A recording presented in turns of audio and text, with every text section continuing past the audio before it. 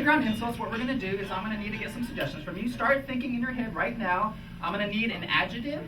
I'm also going to need a verb, and I'm also going to need a noun, okay? But we want to make it a little bit difficult for the players. So let's think of an adjective that has maybe 3 or more syllables. The audience is most of the show. I mean, we can't do the show without their suggestions.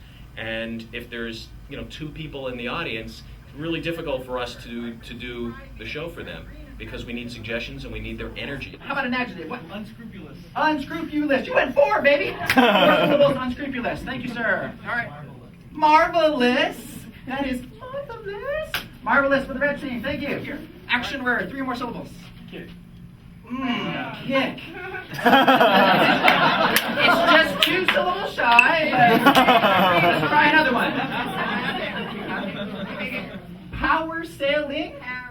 Oh, parasailing. Thank you for correcting me. Parasailing for the blue team. Extenuating. Sanguinating. You're taking all the blood out of something. Oh, wow. Are you a nurse or something? Because I've never heard of that before. So I want you to say it again. What is it? Exsanguinating. What do you have against us? Exsanguinating for the red team. One of the best things I think, though, that the audience brings to us, though, is you have to imagine, how many shows have we done? Over 4,700. 4,700. So it's 4,700 shows that are all completely different. And the best thing about it, though, is that each one, since it's different, the audience everything's different. The audience members, it's a one-of-a-kind show, never to be seen ever again. So when they're there, they are privy to this delicious inside joke. And honestly, if you be truthful with yourself, everybody loves a good inside joke because it's something you only share with a few people, and it's just so more powerful because it's just between those couple of people. So you have to imagine a tiny room full of, let's say, 80 an average night, 60 to 80 people, where you have one big inside joke for the night, and then that's yours for the rest of your life. You'll always remember that moment. So let us review these words. Can I have the blue and red team members come up and review these insults? Go ahead. What is it? All right. Courtney is going to be calling the red team's person Sean an unscrupulous parasailing triceratops. Thank you. And you, sir? Sean's going to be calling Courtney a marvelous, exsanguinating Woody Allen. Energy is what drives the show. And we feel that. You'll come in like tonight. We were working on something this afternoon and we were kind of tired. And when we came running in and the audience just started roaring at the beginning, that just immediately pumped us up and they bring the show out of us half the time, as opposed to the other way around. It's her right there. Okay, have a seat. And or she's part. Exsanguinating. It's the new word for today. All right? Okay, give yourselves a round of applause. All right, what is going to happen is in a few minutes, they are both going to come back here, and the blue team and the red team is going to try their best to get the players to say these words that you gave us, all right? And it's called playground insults because the guys are going to be insulting each other the whole time, all right? So it's like second graders out on the playground. They're just going back and forth and insulting each other, all right? Unfortunately, they have no idea what these insults or words are, so they're trying to put them together. The way they're going to try to put them together is by these guys giving clues just using pantomime and mime. They cannot say anything, so they can just pantomime and try to break down the words for them, all right? So it is a guessing game. If they're not even close, they have no idea what's going on, you're just like, we're down here at the 1 on the golf clap, okay? If they're actually piecing the word together and they're getting it right, and they do get it right, we're at the 10, baby! Let's get a 10! So they'll just go back and forth, and if they actually get it, which would be incredible with some of those words, they will win the match, okay? Exsanguinating.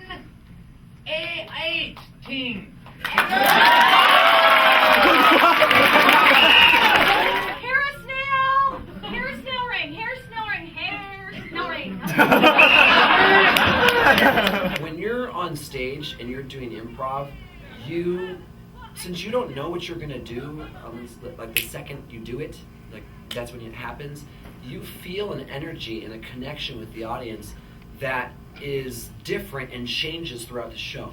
So all of us, we were able to hone in on the audience and feel this silence right before something's really funny, and you just go and you respond naturally to what's happening in the moment, and you just live everything moment to moment, and they see that. And comedy comes from this exploration of circumstances.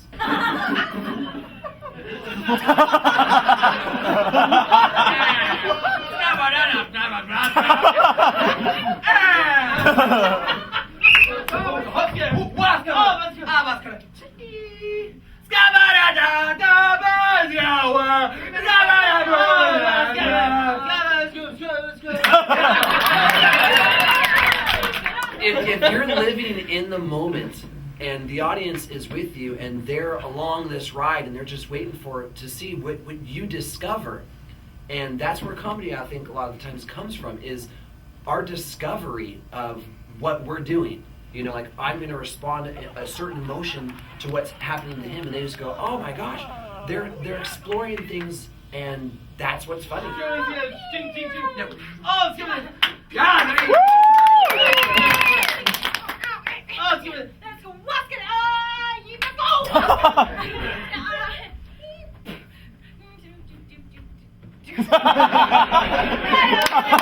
Had to be there. That phrase is such a tagline for ComedySportz or any improv. Is you had to be there, and everybody loves when you retell that. Or you don't love when you retell that story to somebody, and then that fails. And everybody just goes, I guess it was funny when you were there, but imagine when you are there.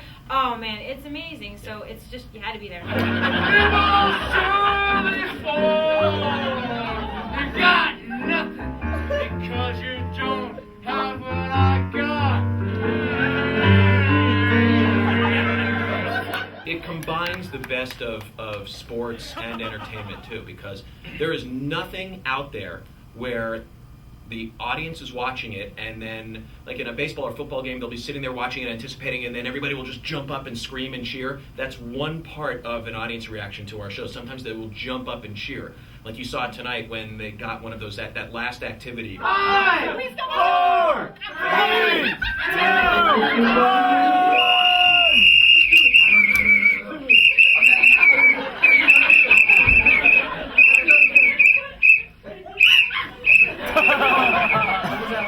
I was playing ping pong. My paddle was a banana. And the table was a popcorn piece. They literally just stood up and cheered. And then other times they're sitting there just laughing and hitting each other and you know, yelling things out. And there's no experience like ComedySportz out there where you can sit there and have that experience that you have in ComedySportz.